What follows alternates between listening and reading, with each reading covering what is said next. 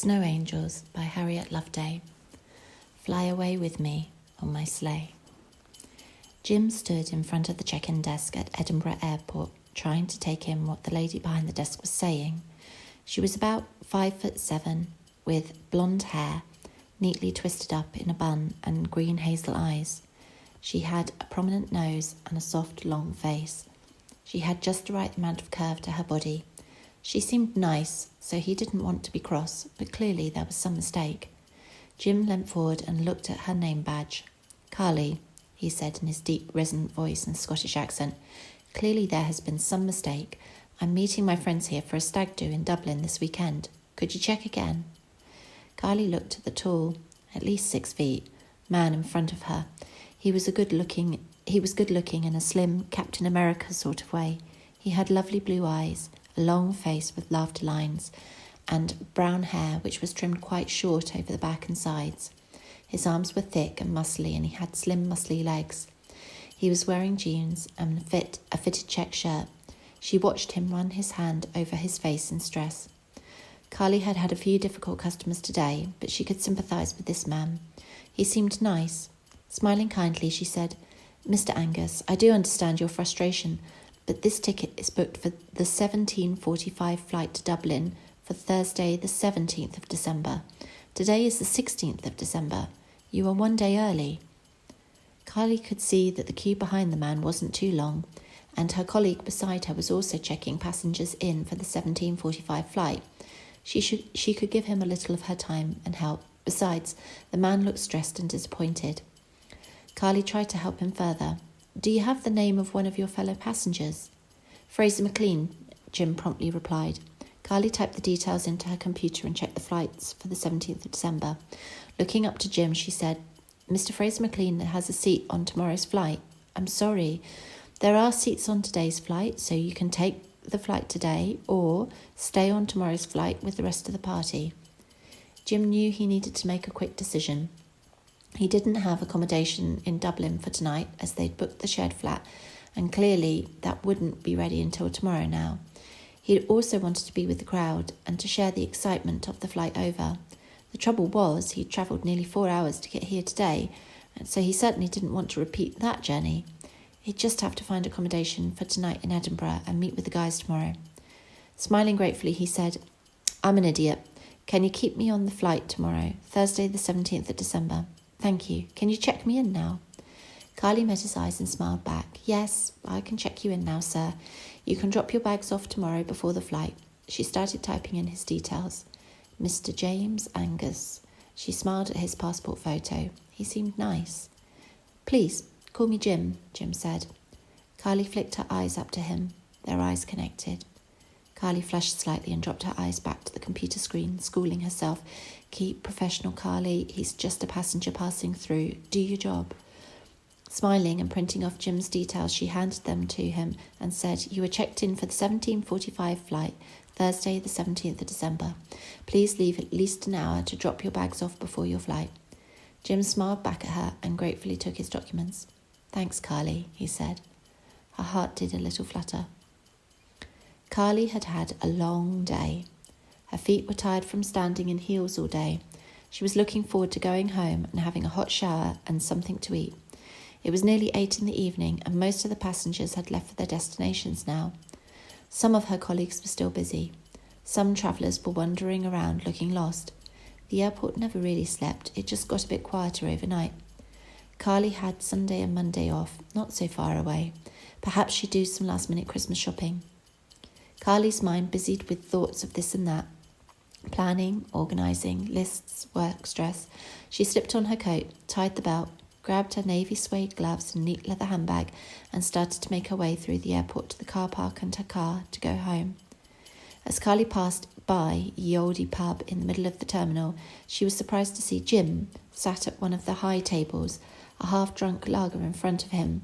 He was reading a book. Just as she was about to walk on, he looked up from his book, caught her eye, smiled and shrugged. Smiling in reply, she wandered over. "Hi again," he said. "Hi, you didn't stay in town?" Carly asked. Jim gave an exaggerated exhale and raised his eyebrows good-humouredly. "Apparently there's a climate conference on. After about an hour, I gave up trying to find a room. I'll just skip on some of the seats tonight and go to Edinburgh tomorrow to use up time before the flight. Oh no, you're not having much luck with your journey, she sympathised.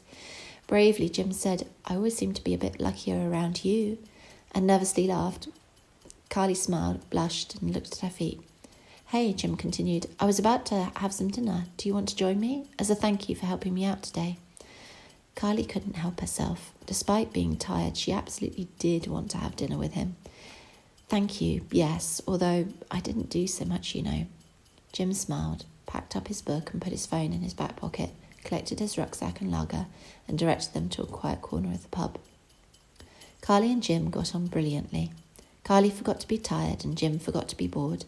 They covered all sorts of subjects: Jim's job, he was an engineer, siblings, where Jim and Carly lived, where they came from, schools, universities. Jim was most impressed to find that Carly spoke 2 languages, Spanish and German. They enjoyed a meal of fish and chips and talked until the staff at the pub chucked them out. Jim even suggested that they get a coffee, but it was getting late and Carly had to work tomorrow, so reluctantly she declined. So you're working here again tomorrow, Jim said. Yes, my next day off is Sunday, Carly replied. Perhaps I could meet you for lunch tomorrow then, if you're around, he ventured. Carly smiled shyly. Okay, that would be nice. Carly and Jim smiled at each other and Carly's heart made tiny backflips. Jim kept his word and took Carly to lunch the next day. She only had 50 minutes, so the conversation was a little more direct. I'm guessing you don't have a boyfriend then, as you're having lunch with me, Jim asked. Carly blushed. I don't have a boyfriend. I've actually had a fairly awful time with guys, lots of disastrous relationships. Jim pulled his eyebrows together in concern. But you're gorgeous.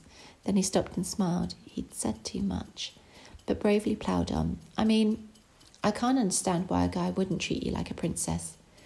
Carly looked sad. I just seem to attract guys that seem nice and turn out to be mean. Mean to me, that is. She sighed. I just don't have much luck with guys, that's all. Jim tried to cheer her up. I think that's their fault if they don't appreciate you, not yours. Hey, just for the record, I think you're great. Carly blushed at the compliment. Thank you. Then mustering her courage, she asked, so what about you? Why are you single? Jim sighed and summed it up with, always the bridesmaid, never the bride. He set his mouth to an upside-down smile. It'll be great to be with the guys this weekend, but I'm the only one in the group who's still single. Everyone in my friendship group from university is happily settled too. It just hasn't seemed to have worked out that way for me. Carly tried to cheer him up. Hey, it's better to be single than with the wrong person. Jim shrugged his shoulders as he said, yes, I know it. Just living it can be a little lonely sometimes. He tried to lighten the mood. Do you want some pudding? He asked. Spying the clock at the corner of the eatery, Carly said, I'm sorry, I can't. I've got to get back. Thank you so much for lunch and dinner last night. You didn't have to. Do you want me to split the bill? Not at all. It's my pleasure, Jim replied, standing up with her. He gulped heavily and said, perhaps, and it's perfectly okay to say no. Would you be okay if I took your number? Carly smiled and gave it to him. Then nodding their goodbyes and joking that they might see each other later, Carly left. Jim certainly did see Carly later. This time he was surrounded by a group of noisy, boisterous guys. As the group queued for the check-in desks and bag drop, Jim made sure that his bags were checked in by Carly, even though the guys teased him about it. Hello again, Carly said, smiling. Hey, Jim said, winking, as he passed her his passport and boarding pass that she printed out for him yesterday. Behind him, the guys cheered. Carly blushed and felt quite self-conscious. Jim had clearly said something to them about taking her to dinner and lunch. With so much testosterone around, Carly started to feel a little intimidated. As she tapped Jim's details into the computer and moved his rucksack along the conveyor belt, she tried to focus on doing her job efficiently. All the while she was aware of Jim looking at her intently. Glancing up at Jim, she smiled and passed him back his passport and boarding pass with his baggage sticker attached. Have a lovely flight and time in Dublin, she said. As long as it's as nice as the day I've just had, then it will be great. He looked intently at her. Carly smiled and Jim moved to the side so that she and her colleague could continue checking in the high-spirited group of men. When the queue had gone and she had time for some reflection, Carly felt a little sad. That was it then. Jim would be returning Sunday and she was off on Sunday. Perhaps he'd call her, but he was off to have fun with the guys. By the time Sunday came around, she'd be no more than a fleeting memory. Something that could have been. Carly's colleague, Debbie, leant over from behind her check-in desk and said in a loud whisper, "That guy in the check shirt was a complete hunk, and he was checking you out. Did you see?" Carly shook her head sadly and said, "I've got a story for you. Do you want a cup of tea?" "Excellent idea." Both ladies placed the closed sign on their desks and made their way round the back to the tea room. "Well," Debbie said, clutching her still warm, empty teacup and helping herself to another custard cream from the tin. "He seems a little better than the normal oglers, and he bought you dinner twice. I like him." Carly waved her phone at her friend. The screen was blank. "Except he's taken my number and no messages yet." Debbie proclaimed, "Have you really shown him you're interested? Perhaps you need to bump into him sometime. Then he'll remember how lovely you are." "I can't stalk him," Carly replied, horrified. "No, but you know when his flight back is. How many air miles have you got? Plus, Sunday's late flight still has seats and you've got the day off. You could take the morning flight to Dublin, do some shopping, and happen to take the same flight back. That's not stalking, that's coincidence." Carly pursed her lips together. "Don't suppose you're free Sunday?" she asked. "Nope.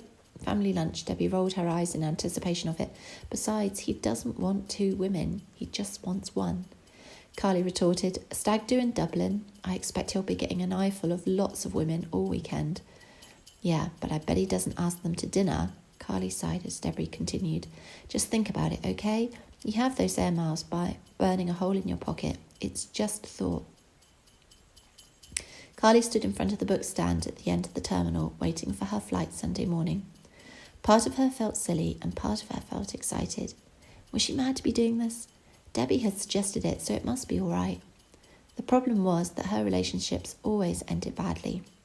Part of her didn't want the pain again, and part of her was ever hopeful that true love and romance existed, that it was still waiting for her around that ever-elusive corner.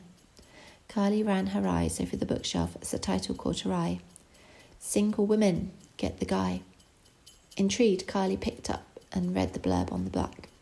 "Always the bridesmaid, never the bride. Alice Evans is one of the UK's top dating experts, and using a mixture of psychology, biology, and her extensive dating knowledge as an agony aunt for the Daily Prophet, she outlines her 5-step programme for attracting the right man and navigating the early stages of a relationship. Reviewers call this book, funny how fate has a way of leaving breadcrumbs along the trail to the right path."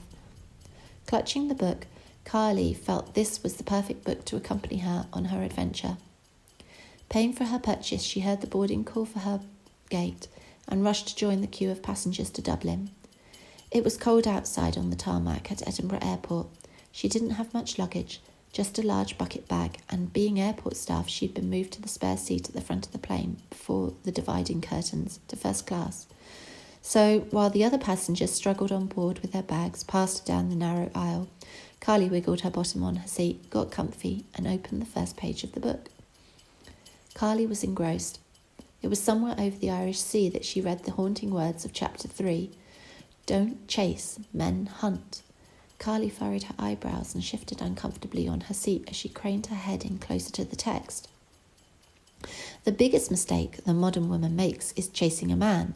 Ladies, I'm telling you, no. Don't do this. Men need to hunt. If you chase, then he has you without effort, and you have diminished your value.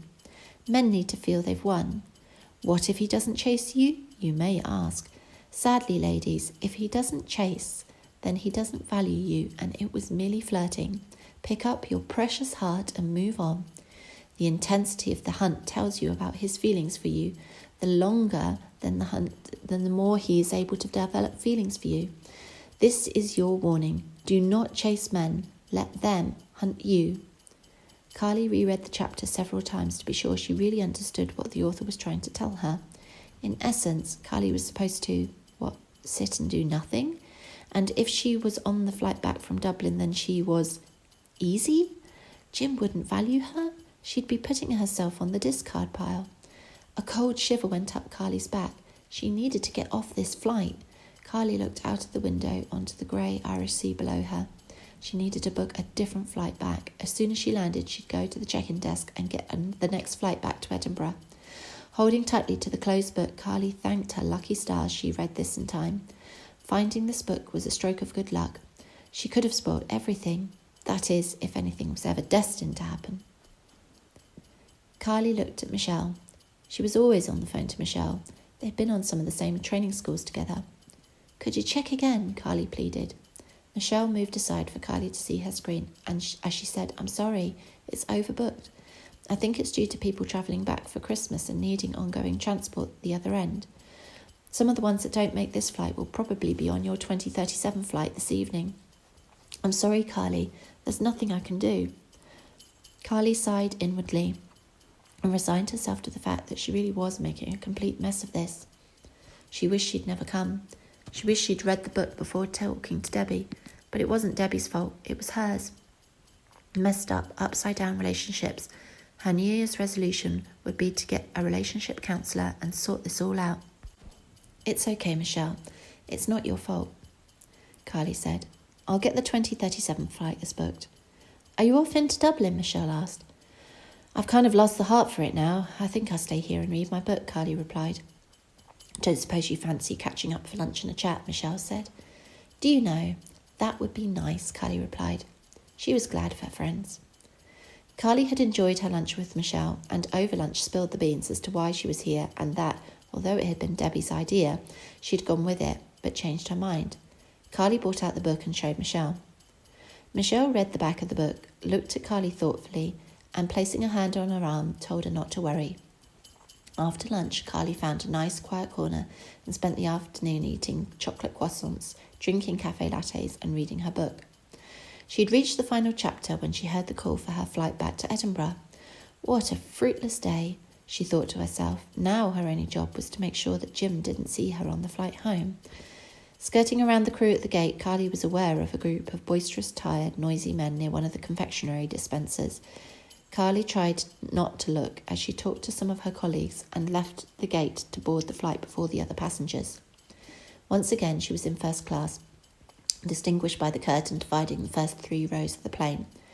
When she boarded the plane, she wrapped herself up in a blanket, turned her head towards the dark window, and hoped to goodness Jim didn't recognise her. Carly heard the other passengers starting to board and resolutely kept her head towards the window. On and on they came. To try and distract herself, Carly pulled out the book and huddled up to the window, waiting for the flight to depart. From the front of the plane, she could hear, "But there must be some mistake. I'm in first class," said the man's angry voice. "I'm sorry, sir, but this ticket clearly places you in seat 17D. You will need to move on down the aisle," replied the calm voice of the steward. "But I paid for this," the angry man said again. "I appreciate that, sir. However, the flight is very full. You can return to the gate, or you can take this flight. The seat you have been allocated is 17D. I will warn you, the next flight to Edinburgh is tomorrow morning," said the steward. "But I checked my tickets. I was allocated seat 2B. I don't see when this mix-up could have happened. Let me tell you that as soon as I arrive in Edinburgh, I will be making a complaint to the airline," said the angry man. "Absolutely, sir. I perfectly understand. If you would be so kind as to take your seat, other passengers are boarding," the steward replied. Behind the angry man, Carly could hear the noisy group of men stomping up the steps. She shrunk under her blanket a little further and intently stared at her book. One by one, the noisy men filed past Carly and proceeded to fill up the seats around 17D. "Hello," a familiar voice said beside her. Fearfully, Carly popped her head up from her book and met the kind blue eyes of Jim. Carly flushed bright red. Jim continued, "I'm sorry, it seems there's been a mix-up with the seats. I think I've got the seat next to you." Carly looked up in horror at the seat name, 2B. "Oh, of course," Carly replied, sitting up straight and trying to keep her composure. "I didn't expect to see you on my flight," Jim said. Carly flushed harder. "There were some spare seats and I decided to do a little Christmas shopping, as Dublin is so lovely." Trying to cover her tracks, she said, "It's a perk of the job. We take flights all the time," she said. "Oh, yes, I bet. I never really thought about that. So what did you buy?" Jim asked. Books mainly, for the family." Carly hastily and surreptitiously stowed her book, Single Woman Get the Guy, into her bag and kicked the bag under the seat in front of her. "Oh, nice." Jim furrowed his brow, thinking Dublin was quite a long way to buy some books. Forging on, he said, "I'm sorry I didn't text or anything. It's been a busy weekend." Carly smiled politely. No, not at all. I hope you had fun.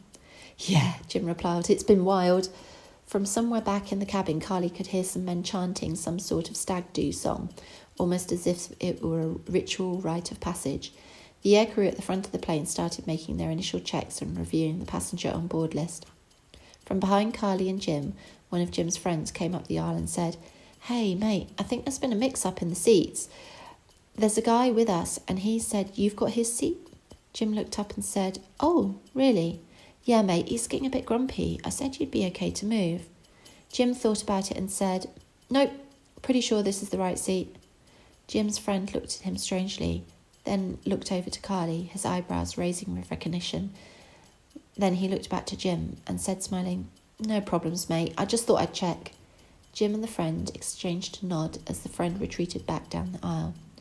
Jim looked sideways at Carly and said, Seems there's been a lot of muddle-ups over seats. He raised his eyebrows.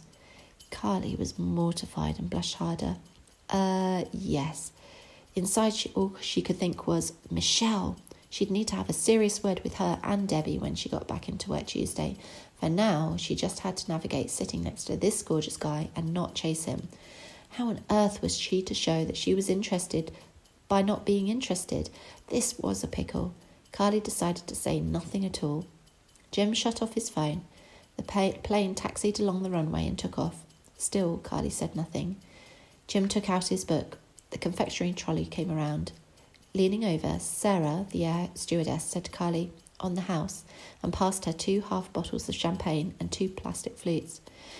Jim gratefully received his orange juice from the air stewardess. Then, turning to Carly as Sarah departed, he said, Blimey, you really do get some perks. He started laughing. Carly looked embarrassed. She said, I don't think I could manage to. Would you like one? Well, considering my liver has had a bit of a workout this weekend, why not? Jim replied. Jim opened the champagne for them and poured it into the flutes. He proposed a taste, saying, wasn't it lucky they'd met on the flight? And as the bubbles met their bloodstreams, Carly relaxed and they spent the rest of the flight chatting. By the time Carly and Jim reached the airport in Edinburgh, it was almost as if it were Thursday all over again. Carly and Jim disembarked first. As he waited for his friends to alight, Jim said, Hey, it really has been great getting to know you. I have your number. I promise I will definitely text. Thank you. I look forward to it. That would be nice, Carly replied with a smile. Boldly, perhaps it was the champagne they'd just consumed at altitude, Jim limped forward and kissed Carly on the cheek. See you around, eh? He said. Carly smiled and said, Yes, see you around. Her heart felt like fluttering tissue paper in the breeze, but with the words of Alice Evans's advice still burning into her eyes, she knew she needed to exit, and quickly. She needed to leave him wanting more. Smiling up at him and mentally saying goodbye, because there was always a chance that he was flirting and this wasn't a hunt for him, Carly prepared herself to never see Jim again. As she turned around and calmly made her way out of the airport to the car park and her car. Carly was busy over the next week, reuniting passengers with loved ones and trying to get them home. She had lunch with her mum on Christmas Day. Boxing Day, she was back into work to mop up the debris of missed and delayed flights over Christmas. Her phone remained empty. No texts, no calls from Jim. Carly sighed. Well, as Alice Evans had said, better to know it was just flirting and move on gracefully than to chase and be treated poorly. In all Carly's relationships, she had been treated poorly and she didn't want the heartache of that again. But Jim had seemed so nice. Carly sighed again. That's just the way it was. She had to accept it. It was Wednesday the 30th of December. Debbie was in work. Carly had already talked about the Dublin trip and found that Debbie and Michelle had been in cahoots to make sure it worked out for Carly. They were equally disappointed that Jim hadn't texted or called. Carly had even shown Debbie the book, but Debbie dismissed it as codswallop and said that when men fall in love, they just know. But Jim hadn't fallen in love, had he? He hadn't even sent Carly a Happy Christmas text. Carly started checking in the passengers of the day. Debbie, next to her, was like a can of Mexican jumping beans. It was even worse when Laura, on Carly's opposite shift, turned up. Apparently there'd been a mix-up in the rotors. Laura hung around and offered to help out now that she was in, but Carly insisted that she rest up, particularly as she was 4 months pregnant. Tapping away at the computer at the check-in counter, Carly was most surprised to see, further down the queue, Jim, with his puffer jacket under his arm, his checked shirt stretched over his muscly chest and a big grin. He was looking back at her. Carly tried to remain professional and continued to check in passengers. When Jim's turn came in the queue, he insisted on waiting for Carly rather than Debbie. Standing in front of Carly's desk, Jim said, "Check in for 2, please." Carly looked puzzled and leant around to look behind him. Do you have their passport?" she said. "I think all you need is a driving licence." He pushed the flight details and his passport over the counter towards her. It was a return flight to London for today, for himself and Carly. Carly looked at the documents and pulled her eyebrows together.